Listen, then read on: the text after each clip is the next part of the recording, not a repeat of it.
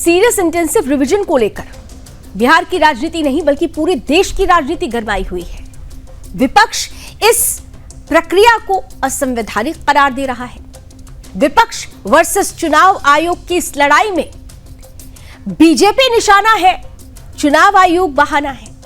लेकिन इन सब के बीच में एक तरफ पूरा विपक्ष जहां वोट चोरी का आरोप लगा रहा हो, दूसरी तरफ इसी वोट चोरी पर प्रहार करने वाले सबसे हथियार एसआईआर को भी कटघरे में खड़ा करके विपक्ष अपने एजेंडे पर ही खुद सवाल खड़ा कर रहा है। यह समझ में नहीं आ रहा कि विपक्ष लोकतंत्र की लड़ाई लड़ रहा है या फिर अपनी कुर्सी बचाने की लड़ाई। राजनीति अपनी तरफ है, सड़क से लेकर संसद तक हंगामा बरपा हुआ है, लेकिन इन सब के बीच में माननीय सुप्रीम कोर्ट तक जब यह मसला पहुंचा तो वहां से निकली टिप्पणी बहुत कुछ स्पष्ट कर रही है। सुनवाई सुप्रीम कोर्ट में चल रही है। कल भी सुनवाई हुई, आज भी हुई और कल भी यह सुनवाई जारी रहेगी। सुप्रीम कोर्ट ने कल ही यह कह दिया था कि आधार को नागरिकता का प्रमाण नहीं माना जा सकता। यह टिप्पणी ऐसे समय में आई थी जब पूरा का पूरा विपक्ष सुप्रीम कोर्ट में आधार को उन दस्तावेजों में शामिल करने की याचिका लेकर पहुंचा हुआ है जिसमें एसआईआर की प्रक्रिया, जिसका जरूरी है, जो आधार बन रहे हैं, जो प्रमाण हैं, जो आधार बन रहे हैं एसआईआर की प्रक्रिया में, विपक्ष ये कह रहा था कि आधार को भी इसमें शामिल किया जाए। लेकिन सुप्रीम कोर्ट ने कल बहुत कुछ स्पष्ट कर दिया, ये कहकर कि आधार को नागरिकता का प्रमाण नहीं माना जा सकता, इसे सत्यापित करने की जरूरत है। दूसरी तरफ सुप्रीम कोर्ट ने चुनाव आयोग के रुख को भी सही करार दे दिया और आज सुप्रीम कोर्ट ने एसआईआर को वोटर फ्रेंडली बताते हुए यह भी स्पष्ट कर दिया कि देश में एसआईआर की जरूरत है। बिहार में चल रहा एसआईआर पूरी तरह से स्पष्ट है, यह एक संवैधानिक प्रक्रिया है। अब सवाल यह है कि जब माननीय सुप्रीम कोर्ट की तरफ से ऐसी टिप्पणियां आ रही हैं तो क्या विपक्ष अपने राजनीति और अपनी सियासत की रोटियां यूं ही सेकता रहेगा या फिर आने वाले समय में इस पूरे हंगामे पर रोक लगेगा? सवाल यह भी है कि सुप्रीम कोर्ट जब स्पष्ट रूप से कह रहा है कि चुनाव आयोग को यह अधिकार है कि इस पूरी प्रक्रिया में क्या जरूरी है, क्या जरूरी नहीं है, इसका निर्णय चुनाव आयोग करे, तो सुप्रीम कोर्ट की इस बात को क्या विपक्ष मानेगा? और अगर विपक्ष इस बात को नहीं मानता तो क्या यह सीधे तौर पर देश की लोकतंत्र पर एक बड़ा खतरा नहीं है? क्या यह लड़ाई वाकई विपक्ष लोकतंत्र के लिए, लोकतंत्र को बचाने के लिए कर रहा है या फिर कुर्सी बचाने के लिए? बीते 48 घंटों में किस तरह से सियासत ने करवट बदला, सुप्रीम कोर्ट के इस बयान के क्या मायने हैं और बीजेपी इस टिप्पणी के बाद किस तरीके से विपक्ष पर हमलावर है, इन सभी बातों को समेटती हुई हमारी आज की ये स्पेशल रिपोर्ट।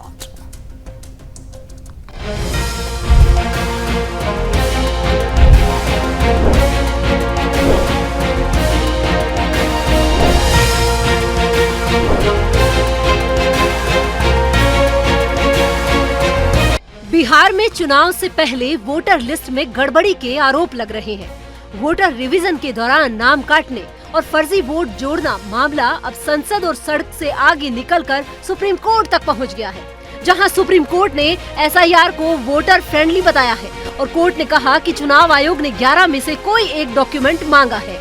जस्टिस सूर्यकांत और जस्टिस जयमाल्या वागची की बेंच ने साफ कहा कि एसआईआर में 11 तरह के दस्तावेज मांगे गए हैं ताकि ज्यादा से ज्यादा लोगों के नाम लिस्ट में शामिल हो। यानी कोर्ट के मुताबिक यह प्रक्रिया वोट काटने के लिए नहीं बल्कि वोट बचाने के लिए है। लेकिन कांग्रेस को कोर्ट का यह तर्क मंजूर नहीं। राहुल गांधी कह रही हैं कि पूरे देश में सिस्टमैटिकली वोटर लिस्ट से हमारे वोट काटे जा रहे हैं, यह नेशनल लेवल का खेल है। बिहार में 124 साल की फर्स्ट वोटर मीला देवी का मामला उछालकर राहुल गांधी ने चुनाव आयोग पर निशाना साधा। इधर जयपुर में चुनाव आयोग के खिलाफ कांग्रेस पैदल मार्च निकाल रही है, जिसमें वोट चोर गद्दी छोड़ के नारे लग रहे हैं। अशोक गहलोत और सचिन पायलट ने हमला करते हुए कहा कि इतिहास में पहली बार इतना बड़ा फर्जीवाड़ा हो रहा है और ईसीआई चुप है। देखिए, जो देश में वोट चोरी हो रहा था और वोट चोरी के माध्यम से ही सरकार बना रही है दिल्ली की सरकार, और राहुल जी ने पूरे देश में नहीं दुनिया में ये साबित कर दिया कि ये वोट चोरी से ये सरकार बनी है मोदी जी की। इसलिए जो नारा दिया गया है कि वोट चोरी से बनी हुई सरकार के जो मुखिया हैं वो अपनी गद्दी छोड़ें, और दो चीजें कर रहे हैं, एक तरफ फर्जी वोट से सत्ता हासिल कर रहे हैं और एसआईआर के नाम पे जो सही वोटर हैं, जो विपक्ष के वोटर हैं, उनको काटा जा रहा है, उनको वोटर लिस्ट से हटाया जा रहा है। उधर बिहार में तेजस्वी यादव ने तो एक अंग्रेजी अखबार में पूरा आर्टिकल लिखकर आरोप लगाया कि एसआईआर बीजेपी को फायदा पहुंचाने का सुनियोजित षड्यंत्र है। नाम काटना और विपक्ष के वोट कम करना यही असली मकसद है। कि चोरी लोग कह रहे हैं, चुनाव आयोग जो है वोट की डकैती कर रहा है बीजेपी के इशारे पर। बीजेपी के अंधभक्त लोग जो हैं वो कहते हैं कि मोदी जी का करिश्मा है जो चुनाव जीतते जाते हैं, चाहे किसी भी राज्य में हो। लेकिन सच्चाई ये है कि वोट की डकैती पुरजोर तरीके से हो रही है। अब जब खुलासा होने लगा है तो बीजेपी की बोलती बंद है।